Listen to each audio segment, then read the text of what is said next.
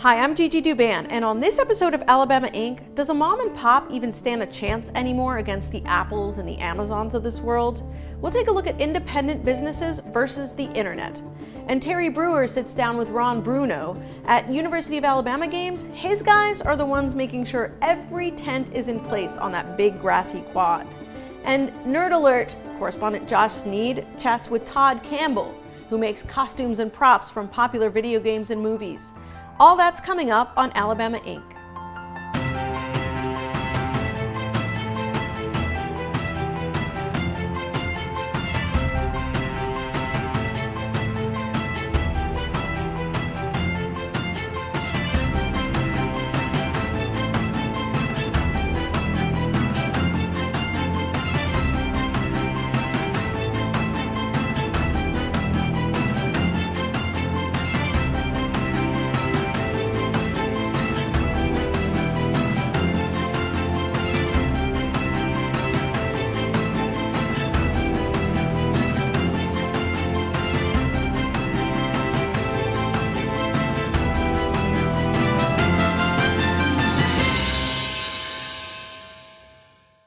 Ask any independent retailer and they'll tell you what a struggle it is to survive. They'll also tell you customer service and personalized attention are things that set them apart. But when you're competing against online giants like Amazon and eBay, is it enough?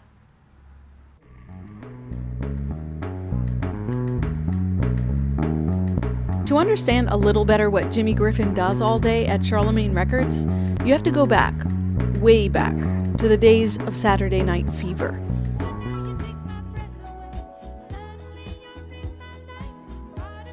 Yeah, those days. Only instead of John Travolta, Griffin takes us to Peter Frampton and a soundtrack he put out that everyone thought was going to be a hit. The irony is that the next, quote, Saturday Night Fever was supposed to be the Peter Frampton version of Sgt. Pepper's, and it was an absolute bomb. So all over America, pallets of Sgt. Pepper's. One of my theories of retail I developed at the Giant store was if some things only sell 2 or 3 a week and some things sell hundreds, it's the same concept. So it's just as important to make that 2-unit sale as to make that 100-unit sale because you haven't missed that particular customer. And Griffin pays lots of attention. In fact, people who come in to browse at Charlemagne Records will tell you he's like a walking encyclopedia. He says that's not true. Instead, he has what he calls baseball cards of information.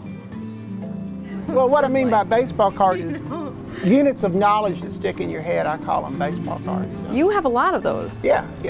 So do you, I'm sure. Everybody has baseball cards of knowledge. It's just, it's familiarity makes you remember things. So our store has a totally different merchandising concept, say, than Best Buy or something. Because How so? What's the difference? well, we've got lots of things people don't know what they want until they see them, mainly like used things and interesting things. And then what we carry as new releases are things that in our neighborhood people might want, like Jack White or Alabama Shakes, you know. So we're more pinpoint.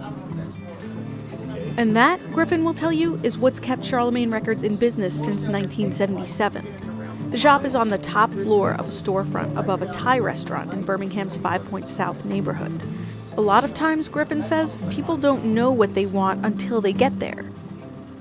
Did you come in thinking you were going to find some David Grisman? No, not at all. I just came in here looking. And so you just kind of got lucky and found some stuff you like, right? But see, we actually only got these 2 records last week, so it was just lucky. But as we call it, our efficient staff tries to know what people might be looking for, like. So it's sort of hard to explain, but That's what I was going to say. How did you know to order those 2 people records? look for David Grisman because he's a great player, and he also made some records with Jerry Garcia, which got his abilities better known. Well, that's the baseball card factor. It's kind of a lot of basically useless information that you accumulate as you do a lot of it. Well, if it helps you sell records, it's not that useless, I guess. Right, yeah. Now, you can make it being highly specialized for only so long, but at some point retailers say you need to make a decision. Are you going to beat the online world or join it? And that's not always so easy to tell. You know, we're not as social media savvy as some places are, but that's interactive as well. If you could be online chatting with your customers about music too. So I can imagine having to order all this stuff on the phone, you know, or even just looking up all the. I mean, a large part of my day when I'm working is spent pricing records.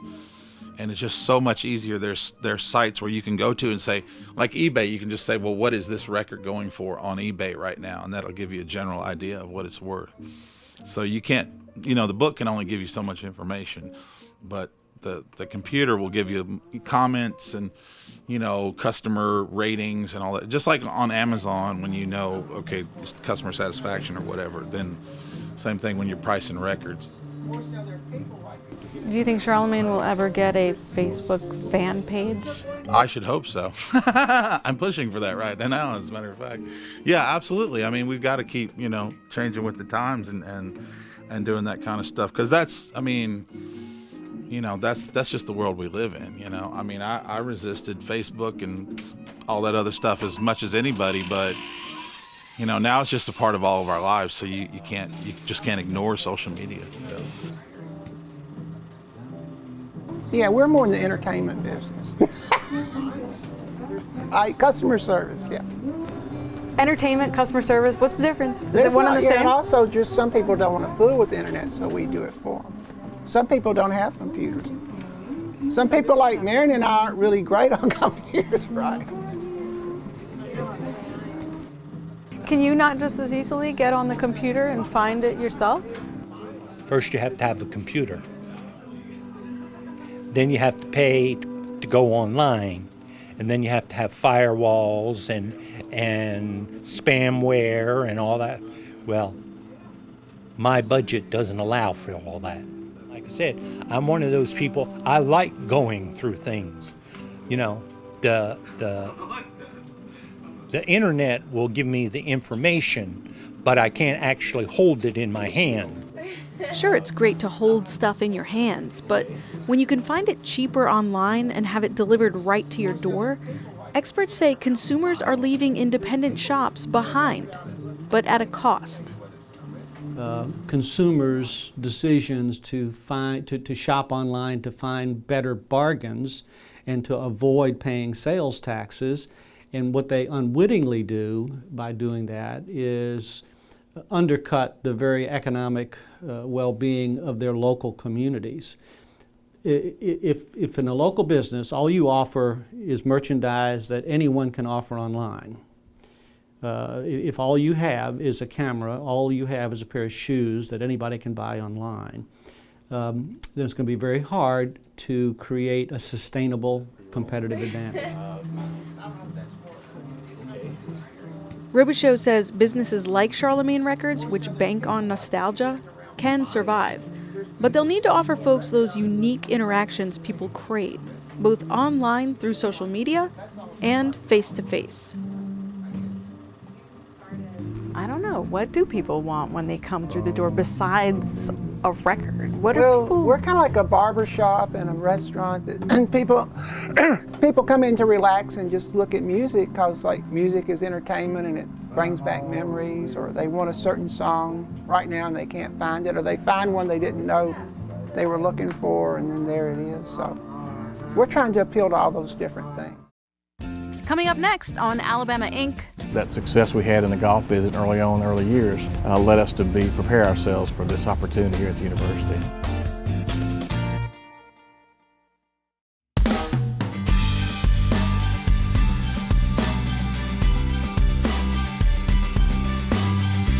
Lots of people associate the University of Alabama with football, and game days are fun, but there's a lot of work that happens to make the play possible. You're about to meet the man that's behind the business that's behind game day.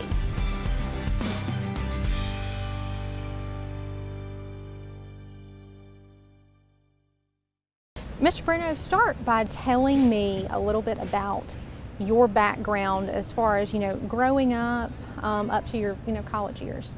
I grew up in Birmingham, went to John Carroll High School, and was fortunate enough to come to the University of Alabama. Started here in 1969, finished 4 years later. Those were great times in my life and something I look back on and with a lot of fond memories. And obviously it helped me prepare myself for the future business world that I've been in since that time. And so it's funny, you talk about going to the University of Alabama. We're here at the University of Alabama right now. This entire experience out here that we're seeing, this is something that Bruno Event Team is behind the scenes in. How did you get into that? Well, I spent the majority of my career in the supermarket business, the first 20 years of my career in the supermarket business. Bruno Supermarkets, we had 250 stores in the Southeast, 6 Southeastern states, and almost $3 billion in revenue. During that time, the early 90s, we were running one golf event called the Bruno's Memorial Classic. And we had been very successful with that. So when the time came for me to transition from Bruno's, I was too young to retire. Obviously, I needed some new challenges in my life, and our tournament director at the time was Gene Hallman for the Bruno's Memorial Classic, and I talked to Gene one day. I said, look, let's go out. We've got a good format here. We've got a good team in place. Let's go ahead and start a sports management company and see if we can get some more golf events. And so we did, and we've done since 1995. We've been involved with 20 U.S. Golf Association championships for the U.S. Women's Open and Senior Open. So we've been very blessed with a lot of good clients. We do 4 annual events on the Champions Tour and 4 LPGA events. That prepared us for becoming involved in game day. We're used to managing large crowds. Many of our events have over 100,000 people attend, and obviously that's what happens here on game day weekend. So I think that success we had in the golf business early on in the early years led us to prepare ourselves for this opportunity here at the university. Well, and it makes such a difference on the way that I can just think of large-scale events I've been to, and whether the event itself can be absolutely great, but if you have a bad experience from getting there, leaving, that can completely reflect on that event. Absolutely. We look at our events from the spectator's eyes. I mean, what does the spectator really want out of this event? We want them to have a great time. So that means they've got to arrive there safely. They've got to find a place to park without all the anxiety that goes along with it. They've got to come to the event, enjoy the event, and then get on their way. So it's all those things. There's so many little things that come into play to make that happen. But hopefully we do lots of great planning. And anytime in the event business, planning is the number one. You've got to really have a great plan in place, and it takes many, many days and hours of planning to pull off an event, any event that we're involved with.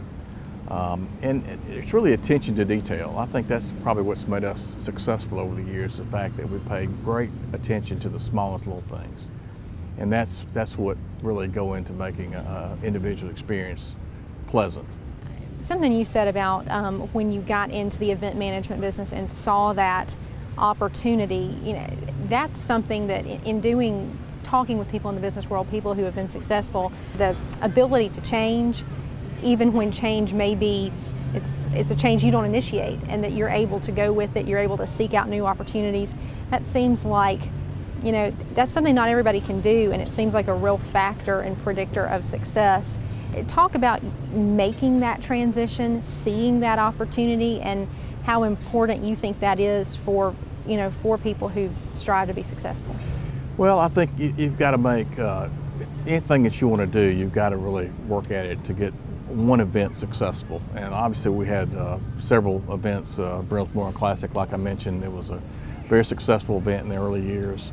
We had a tremendous amount of groundswell support throughout the Birmingham community. But it was a great start for us. It gave us an opportunity to say, look, here's what we can do. Now we could do this other places.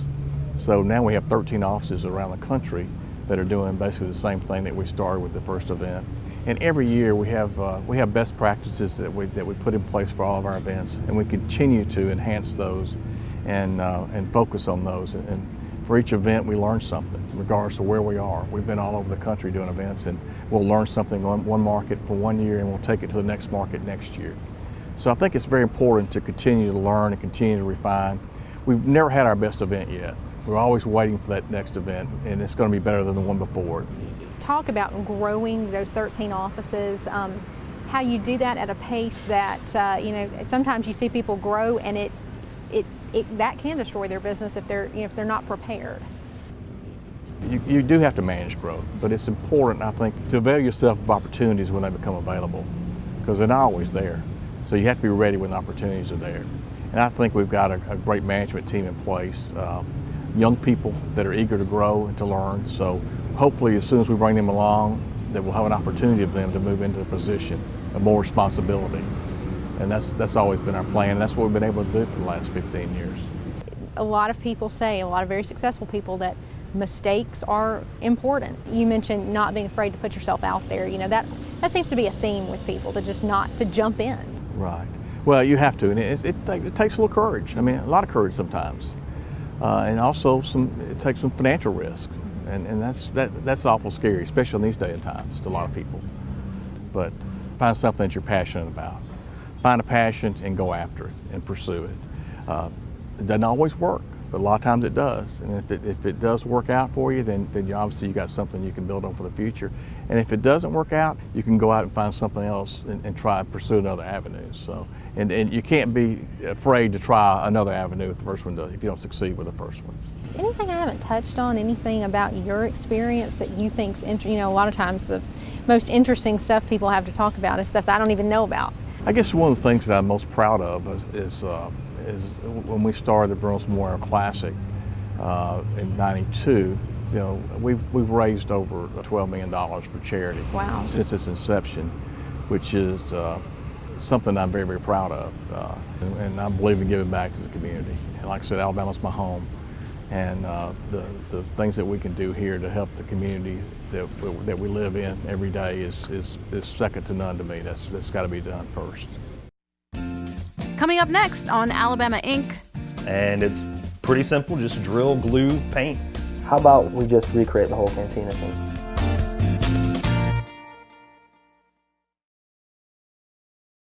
So a lot of movies and games have characters that people recognize right away.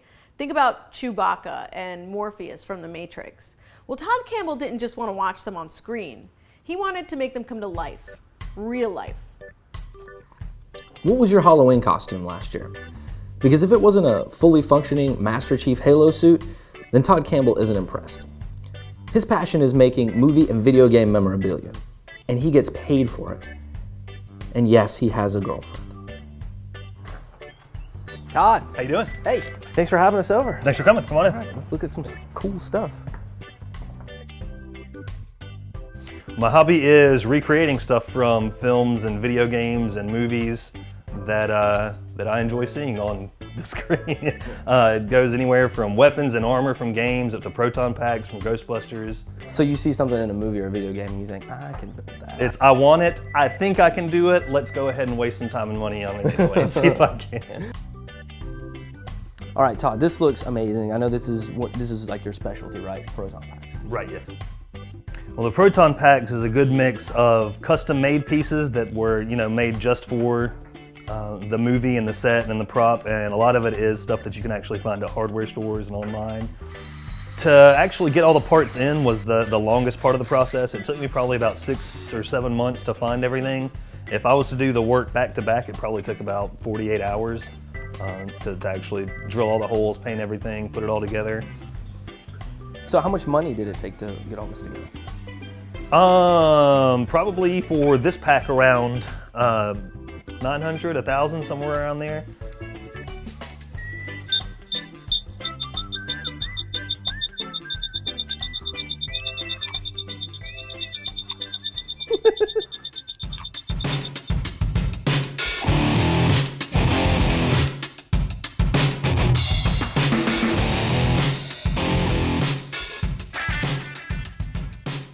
So, all right, why don't you take us through your collection here? A bunch of the Halo weapons, like from the assault rifles to the battle rifle.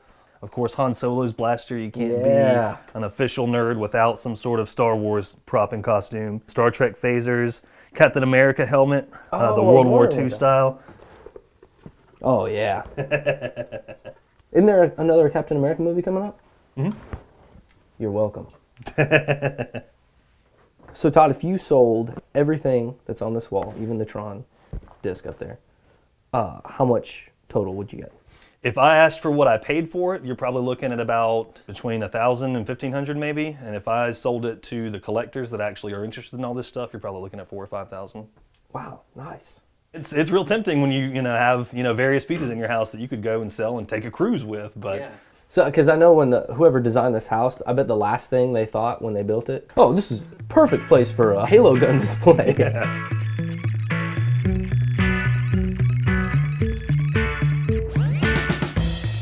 Well, this is how I do the majority of my work once the hard part is done. I'll make masters for everything, master copies of everything, and then from there make a mold of it with the rubber so that I can just go back later and use the plastic and just pour a replica of it. These two are some of Spider-Man's iframes from the comic. We've got two of the same mold. It's the mine from Judge Dredd where he blows off the door. This is the plastic that I use to cast. Mix them together well and just pour them in the mold. So when it's completely dried after 5 minutes, you can just kind of peel back the mold and pop out the... Right, yeah, that's it. Didn't think I would get as into it. I actually got him to teach me as a necessity because I needed to make a custom piece that nobody else had and I wanted it to be accurate. But I wound up not stopping after that. Oh, I can do this. Oh, I can do this. Oh, I can do this. And went on with it. There it is. And boom, 20 bucks. All right, well, Todd, thanks for showing us around, showing us your stuff, letting us play. We had a good time today. Thanks for having me on. All right, and so people can find you on Facebook. I've got an artist page called Bonus Round Props.